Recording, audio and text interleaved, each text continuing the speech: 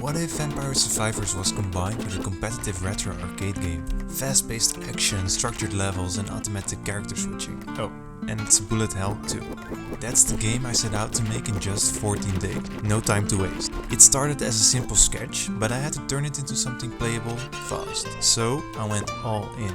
Did I pull it off? Let's find out. Before we dive into how I made the game, let's talk about why I made it. I'm participating in a multi-round game jam called Game Dev Knockout, more commonly known as GDKO. In round 1, I made a puzzle game called Shift Shape. It has a very interesting mechanic where you move your face and your body at the same time. With this, I managed to get first place that round. In round 2, I transformed it into a Metroidvania called Shift Shape Adventure. To be honest, I made the game a bit too complex, and I definitely should have done more playtesting.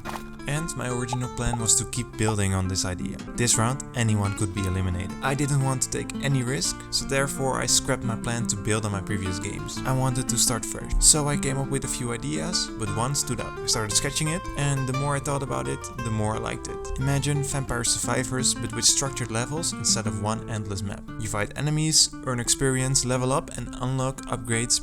Pretty standard. But there's a twist. You can rescue other characters during the game. Once rescued, they become playable. And instead of choosing who to play as, you automatically switch characters every 10 seconds. I think we have something we can work with. So I quickly set up a new project in my game engine. I started adding some blocks to create a basic setup for the game. And I created 2 characters, a sword fighter and an archer, both of them with their unique playstyle. I also added some enemies and a very basic upgrade system. This prototype helped me quickly verify the game was actually fun. I always recommend prototyping without doing any art. You have to make sure your concept is fun as soon as possible, especially during a game jam where time is super limited. And as an extra bonus, one of the most fun parts of game dev is breaking your own game during playtesting. Even in this early prototype, it was fun to break characters and make them overpowered. For the next step, I took my art and put it into the game. It immediately brought the game to life. I still need to add color, but suddenly it started to feel like an actual game. I think this art style has a lot of potential. The only challenge is making it feel less static. I did not make any animations and I don't want to make them. After a lot of work and polish,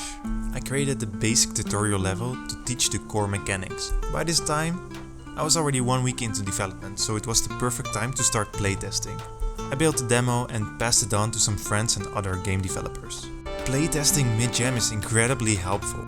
I would recommend it to everyone. That's why I blocked out some time with other people and scheduled playtesting in the middle of the jam.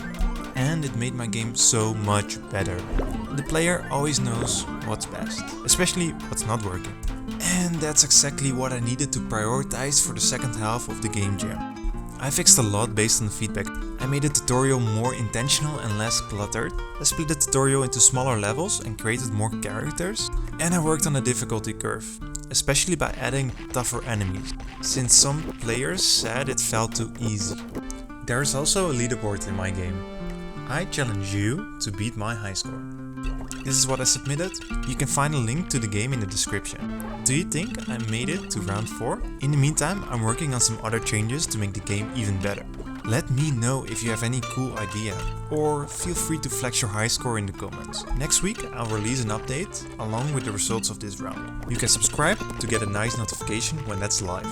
Thank you.